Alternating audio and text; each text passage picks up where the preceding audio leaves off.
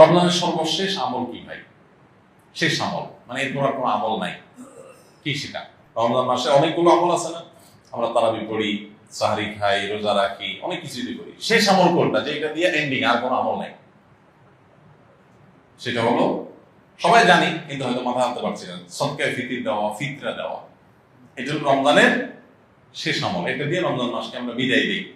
অন্য অর্থে এটাকে বলতে পারি যে রমজানের পরের প্রথম আমল বলতে পারি, কারণ এটা শুরু হয় মূলত শাওয়ালের চাঁদ দেখা গেলে, ঈদুল ফিতরের চাঁদ দেখা গেলেই তখন এটা প্রযোজ্য হয়, যদি এক দুদিন আগে থেকে দেওয়া যায়। এই ফিতরাটা আমরা কেন দেই? ফিতরা দেওয়ার উদ্দেশ্য কি? নবী করিম সাল্লাল্লাহু আলাইহি ওয়াসাল্লাম দুটি উদ্দেশ্যের কথা বলেছেন। এক, তিনি বলেছেন যাকাতুল ফিতরি তুহরাতান লিসাইমি মিনাল লাগবি ওয়ার রাফাস ওয়া তু'মাতান লিল মাসাকিন। প্রথম কারণ হলো, তিনি বলেছেন যে এটা হলো রোজাদার ব্যক্তি সারা মাস জুড়ে যে সিয়াম সাধনা করেছে, ইবাদত বন্দেগী করেছে, যে মেহনত মুজাহাদা করেছে, এই সারা মাস জুড়ে ইবাদত বন্দেগী করার ফলে তার মধ্যে অনেক অর্জন যেমন হয়েছে, আবার অনেক ত্রুটিও ছিল। রোজাটা রাখতে গিয়ে সে কখনো অনর্থক কথা বলে ফেলেছে, রোজা রেখে অনর্থক বেহুদা কথা বললে রোজা প্রাণ আপনার ক্ষতিগ্রস্ত হয়, রোজা নষ্ট হয়, রোজার রূহ থাকে না, রোজার মান কমে যায়, কোয়ালিটিতে ঘাটতি হয়। এই যে রোজা রেখে আমরা কিছু উল্টাপাল্টা কথা, উল্টাপাল্টা কাজ করেছি যেগুলো রোজার সাথে যায় না, তো সেগুলোর কারণে রোজাটা তো ত্রুটিপূর্ণ হয়ে গেল।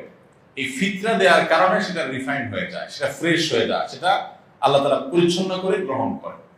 এই জন্য রোজার পুরা মাস, রমজানের পুরা মাস এবং সিয়ামের ভুল ত্রুটিগুলোকে ফ্রেশ করে সেটাকে আল্লাহর কাছে কবুলযোগ্য করে দেয় হলো ফিতরা। খুব বড় একটা বিষয়। আর দ্বিতীয় উদ্দেশ্য হলো ওয়াতু'মাতাল লিল মাসাকিন, গরিব দুঃখীদের মধ্যে খাদ্য দান কর্মসূচি অংশ হিসেবে ফিতরা আল্লাহ তাআলা দিয়েছেন। অর্থাৎ ইসলাম চায় যে ঈদের দিনটাতে অন্তত প্রত্যেক অভাবী মানুষের বাসায় খাবার থাকুক, কেউ যেন খাবারের কষ্টে না থাকে। এই জন্য ফিতরা আমাদেরকে পৌঁছাতে হয়। কখন পৌঁছাতে হয়? সেটা ঈদের চাঁদ দেখা যাওয়ার আগে থেকে। ফিতরা নিয়ে প্রতি বছরই অনেক আলাপ হয়, আমরা সেই দীর্ঘ আলাপে যাওয়ার সুযোগ সময় নাই। শুধু এইটুকু বলি, আমরা প্রায় সবাই আমরা ফিতরার সর্বনিম্ন পরিমাণটা দেওয়ার চেষ্টা করি। নবী করিম সাল্লাল্লাহু আলাইহি ওয়াসাল্লাম ফিতরার যে অপশনগুলো রেখেছেন সেগুলো কিন্তু বিভিন্ন রকম, ভ্যারাইটি আছে। সেখানে একটা অপশন আছে সর্বনিম্ন, সেটাই আমরা নেই। এবং প্রতি বছর আমরা খোঁজ করি যে ফিতরা এই বছর কয় টাকা ধার্য হয়েছে, 115 টাকা, তো দিয়ে দিলাম, বেঁচে গেলাম। যদিও পুরো পরিবারের তরফ থেকে দিতে হয়, পরিবারের কর্তা যিনি, তার ছেলে মেয়ে, তার স্ত্রী, এমনকি ছোট বাচ্চা কাচ্চা, তাদের সবার পক্ষ থেকে, তার একান্নভুক্ত যারা তার বাসার সদস্যের মতো, এমনকি যে কাজের লোক, যারা বাধা কাজের লোক থাকেন, তাদের তরফ থেকে, এই সবার তরফ থেকে পরিবারের কর্তা দিয়ে দিবে। এখন সবাই দেখে যে ফিতরা কত ধার্য হয়েছে।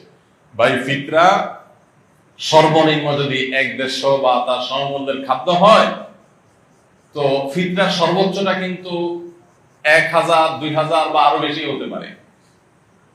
আপনি কিশমিশ যদি দিয়ে দেন তাহলে একরকম হবে, আপনি গম দিয়ে দিলে আরেক রকম হবে, খেজুর দিয়ে দিলে ভিন্ন রকম হবে। তো অনেকগুলো অপশন আছে। তো আমরা সর্বনিম্ন গমের আইটেমটা বেছে নিই, যেটা সবচেয়ে সস্তা, এটা দিয়ে আমরা দেওয়ার চেষ্টা করি।